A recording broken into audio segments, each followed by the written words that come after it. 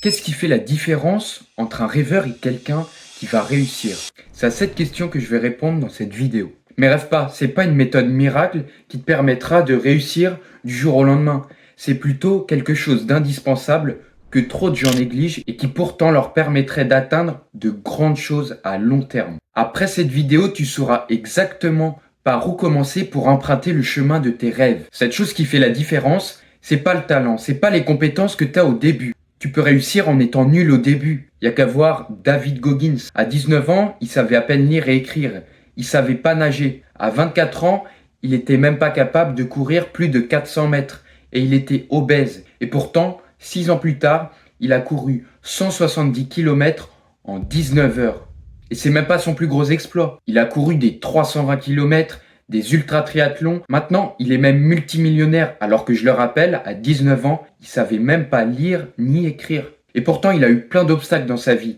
Des maladies, un trou dans le cœur, et j'en oublie plein. Parce que si je devais raconter tous les obstacles qu'il a dû surmonter et tous les exploits qu'il a accomplis, j'en aurais pour au moins 1 heure. Mais qu'est-ce qui fait qu'il a continué toute sa vie à surmonter les obstacles et à accomplir des exploits? Si je m'embêtais pas, je te dirais que David Goggins sort constamment de sa zone de confort et qui se relève après chacun de ses échecs. Bien sûr que c'est important de sortir de sa zone de confort et de se relever après chaque échec, c'est-à-dire d'être résilient. C'est même obligatoire si tu veux réussir dans la vie. Mais sortir de sa zone de confort et être résilient, c'est comme les roues d'une voiture. C'est indispensable, mais ça ne te sert à rien si t'as pas le moteur. C'est donc ça le premier élément de la réponse à ma question. Pour se faire partie de ceux qui réussissent, il faut le moteur de la voiture. Mais vous savez pas encore ce que c'est le moteur de la voiture. À la fin de cette vidéo, je veux pas forcément que tu sois comme David Goggins et que tu sois capable de faire des exploits. Je veux que tu saches comment fabriquer le moteur de ta voiture et comment l'utiliser. Parce que c'est ce moteur qui te permettra de ne plus faire partie des rêveurs. Pour ça, je vais t'expliquer ce qu'est le moteur dans la vraie vie, comment le fabriquer, et je vais te donner des actions concrètes que tu pourras mettre en place dès la fin de la vidéo. Ce qui a permis à David Goggins d'en être là où il est, malgré tout ce qu'il a dû surmonter, c'est sa détermination. Et cette détermination, elle vient d'un pourquoi fort. Au début, le pourquoi de David Goggins, c'était de ne plus jamais revivre dans la médiocrité. Il se dégoûtait tellement lui-même qu'il voulait plus jamais avoir la même vie qu'il avait eue. Ensuite s'est ajouté le désir de devenir un homme nouveau. Son pourquoi était tellement fort, il l'inspirait tellement qu'il l'a poussé à accomplir l'impossible. Il a commencé petit et il a perdu 50 kilos en 3 mois. Bon, vous n'êtes pas obligé de faire des choses aussi incroyables que ça pour réussir. Mais du coup, c'est quoi exactement un pourquoi fort? Un pourquoi, c'est un but dans la vie. Quelque chose qui compte pour toi. Ça peut être quelque chose que tu veux à tout prix éviter ou quelque chose que tu veux absolument. David Goggins, il voulait à tout prix éviter de retomber dans sa vie médiocre. Il voulait absolument être exceptionnel parmi des gens exceptionnels. Moi, je veux à tout prix éviter qu'il y ait des gens qui me commandent. Je veux absolument être libre financièrement. Je veux à tout prix éviter d'avoir une vie banale, du style métro, boulot, dodo, où je me contente de mon confort. C'est ça des pourquoi forts. Ce moteur, il est indispensable. Imagine un appât. Plus il est fort, plus il t'attire. Petite minute scientifique. La dopamine, contrairement à ce qu'on entend souvent, c'est pas l'hormone du plaisir.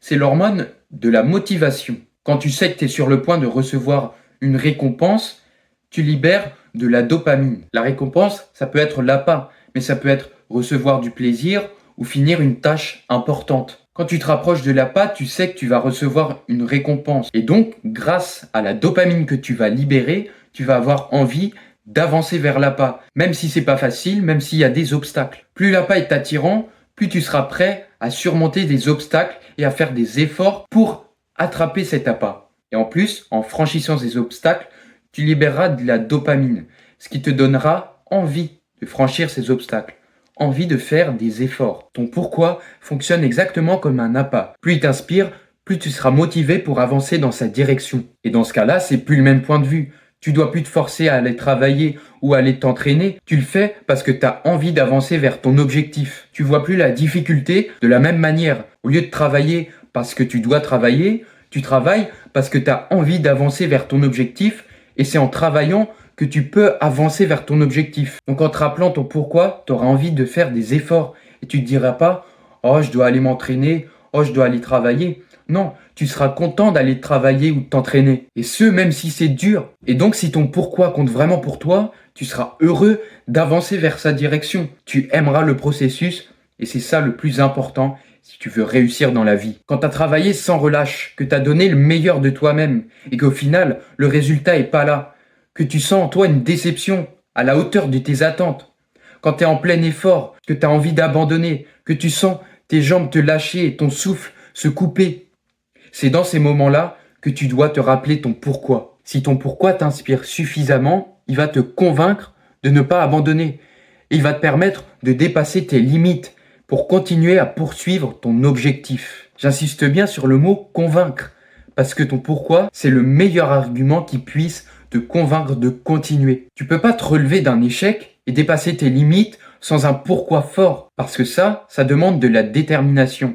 Et la détermination, ça vient d'un pourquoi fort. Maintenant que tu as compris à quel point c'est important d'avoir un pourquoi fort, je vais t'aider, si tu le veux bien, à clarifier tes pourquoi. Je vais t'expliquer, comme promis au début de la vidéo, comment fabriquer le moteur de ta voiture. Avant ça, j'aimerais que toi aussi, tu m'aides à atteindre mes objectifs. Pour ça, tu n'as pas besoin de te casser la tête. Tu peux juste mettre un like, voire t'abonner. Et comme je sais que tu es un bon, tu peux même me donner des retours en commentaire, me dire si t'aimes bien la vidéo, qu'est-ce que t'aimes bien, qu'est-ce que t'aimes pas, qu'est-ce que je pourrais changer. Ça m'encouragera à faire encore plus de vidéos d'encore meilleure qualité. Revenons à nos moutons.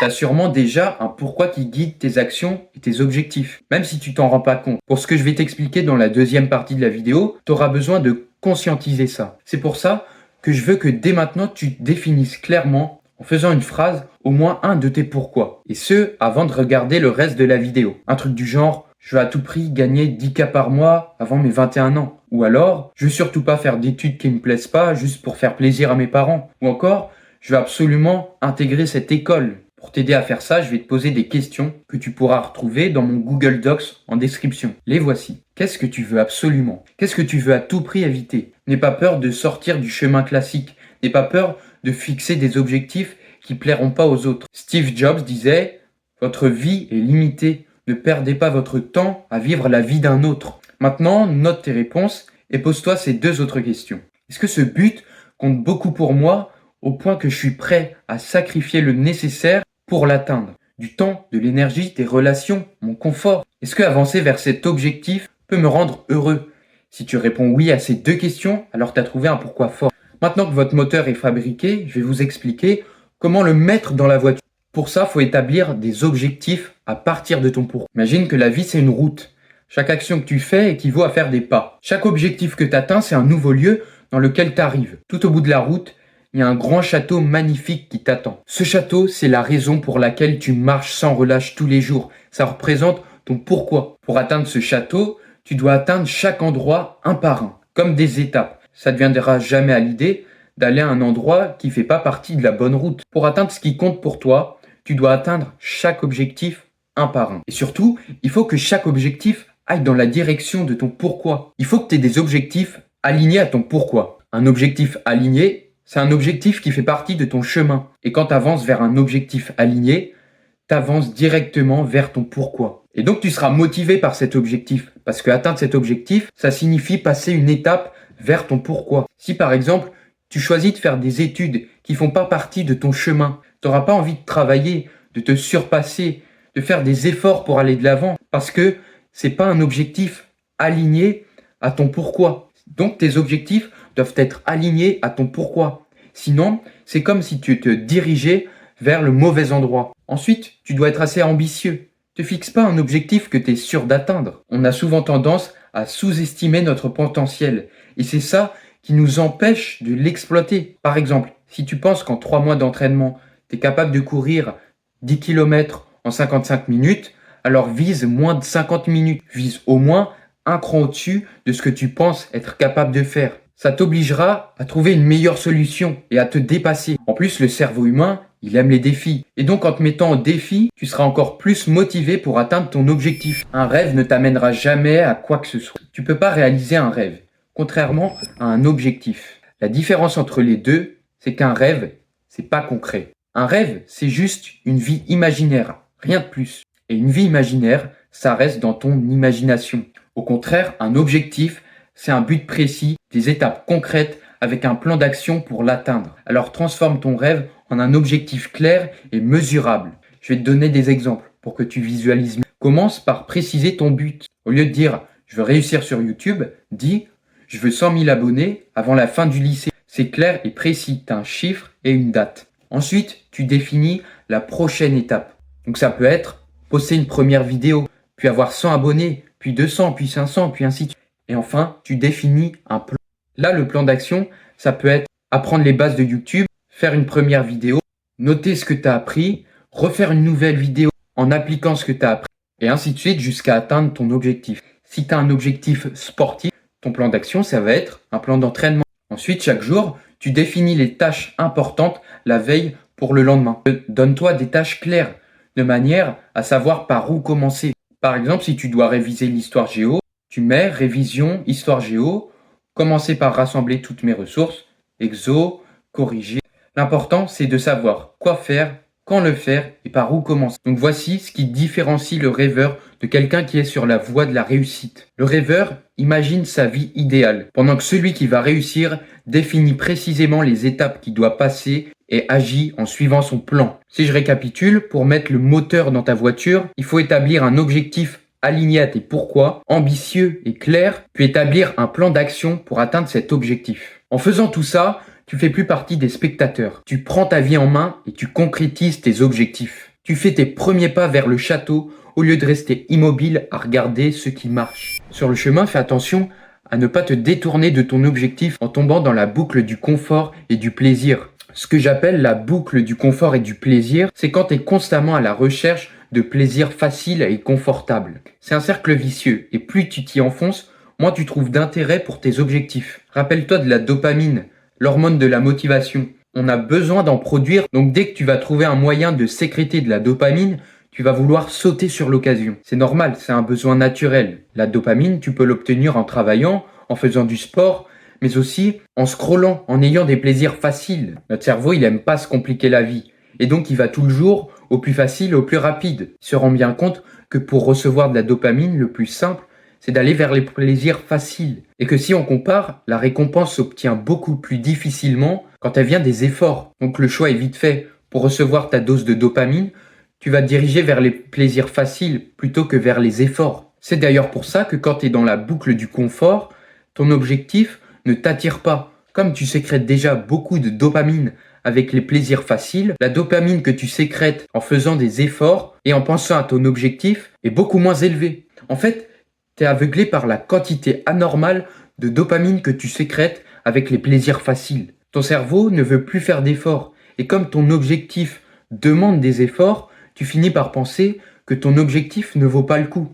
Alors qu'en vrai, ça vaut le coup. Et pour éviter ça, il faut éviter de rentrer dans la boucle du confort. Pour ça, le plus efficace, c'est d'améliorer son environnement pour être moins tenté par les plaisirs faciles en supprimant les tentations. Moins tu penses à ce qui peut t'apporter du plaisir facile, moins tu devras choisir entre le plaisir facile et les efforts. Et plus tu auras envie de faire des efforts pour avoir ta dose de dopamine. C'est beaucoup plus facile de supprimer la tentation que d'y résister. Fais donc en sorte d'être exposé le moins possible aux sources de plaisir facile pour y penser le moins possible. Pour ça, je te recommande d'éloigner ton tel quand tu travailles, d'arrêter de scroller sur Insta, TikTok, etc. Pour ça, j'ai fait une vidéo si tu veux, et de perdre l'habitude d'aller sur les réseaux sociaux dès que t'as rien à faire. Ça t'évitera de prendre le risque de tomber dans la boucle du confort en allant scroller. Comme je te l'ai déjà dit, je veux plus que tu fasses partie des rêveurs. Je veux que tu prennes ta vie en main pour avancer vers ta vie idéale. Je veux que tu démarres ta voiture. Donc voici un résumé de ma vidéo où je te montre par où commencer si tu veux faire partie des gens qui réussissent. Rappelle-toi que le plus important pour faire partie de ceux qui réussissent, c'est de passer à l'action. Et le meilleur moment pour passer à l'action, c'est dès maintenant. Donc prends une capture d'écran ou télécharge le document avec le lien dans la description et commence à agir. Et sur ce, je vous quitte et vous ordonne de passer une bonne semaine.